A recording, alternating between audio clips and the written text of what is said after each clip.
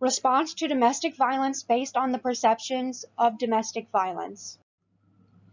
Many factors affect the response and perception on domestic violence and itself and the victims of the abuse. Factors include whether or not the victim instigated the abuse, among other things. There's a myth that people believe, and it's the victim likes the abuse, and that's why they don't just leave, or even that they deserve the mental, sexual, or psychological abuse.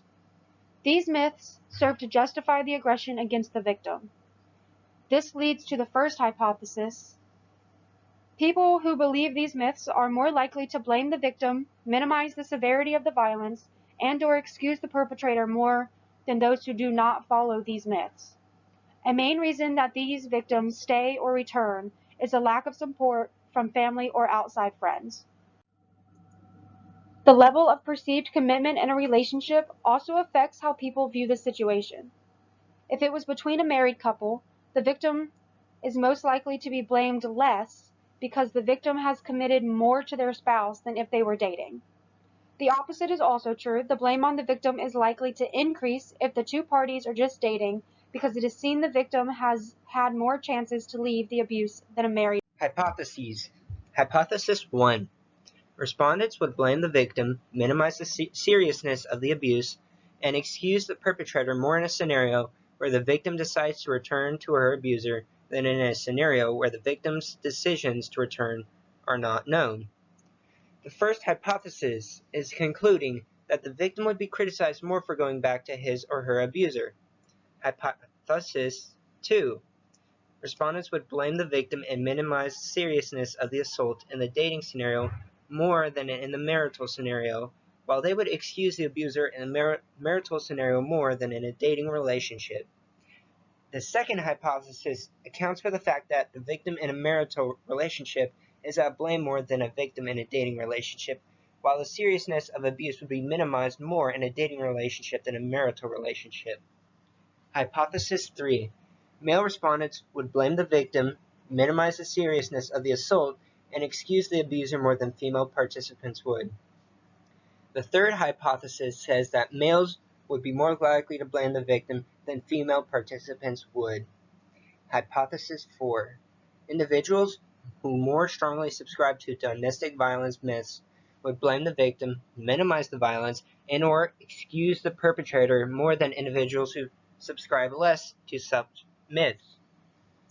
The fourth hypothesis has to do with the fact that people who look into the myth of domestic violence would be more likely to dismiss the violence altogether than a person who doesn't subscribe to such myths.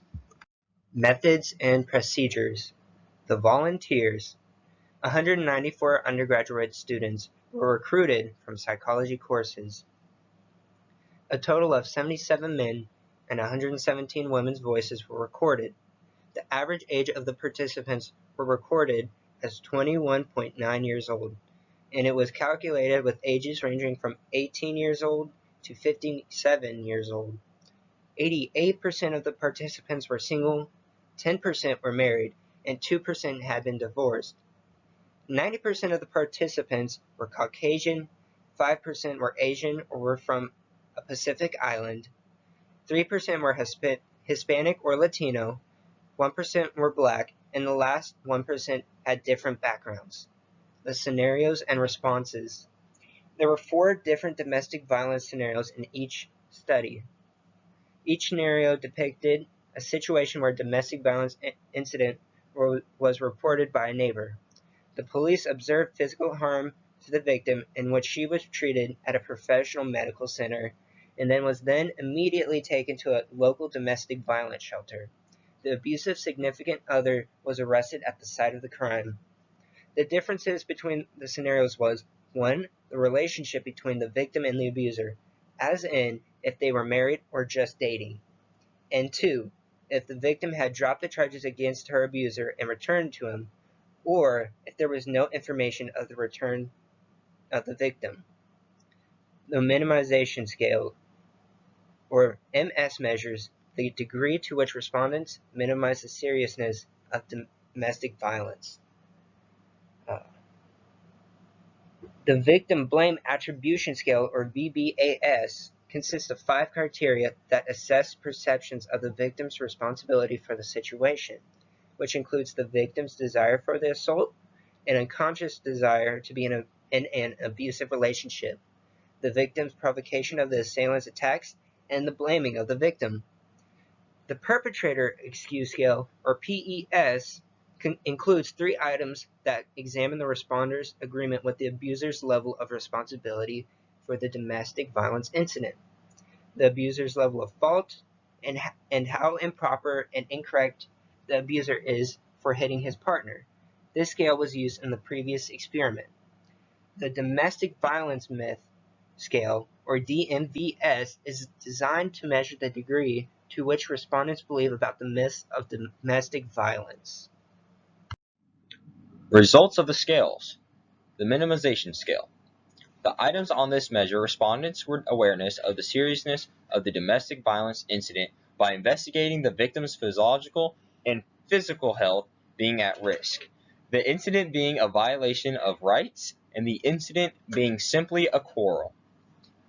The victim blame attribution scale has 5 items that assess perceptions of the victim's responsibility for the situation, the victim's desire for the assault and unconscious desire to be in an abusive relationship, the victim's provocation of the incident, and blaming of the victim. The Perpetrator Excuse Scale was used in the current study and includes 3 items that examine the respondent's agreement with the perpetrator's level of accountability for the domestic violence incident, the level of fault, and how wrong the perpetrator was for hitting his partner.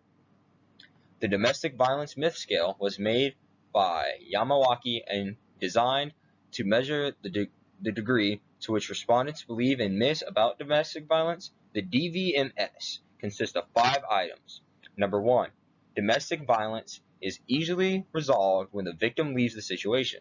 Number 2, victims of domestic violence can leave the situation whenever they want to. Number 3, if a domestic violence victim has financial resources, she can leave.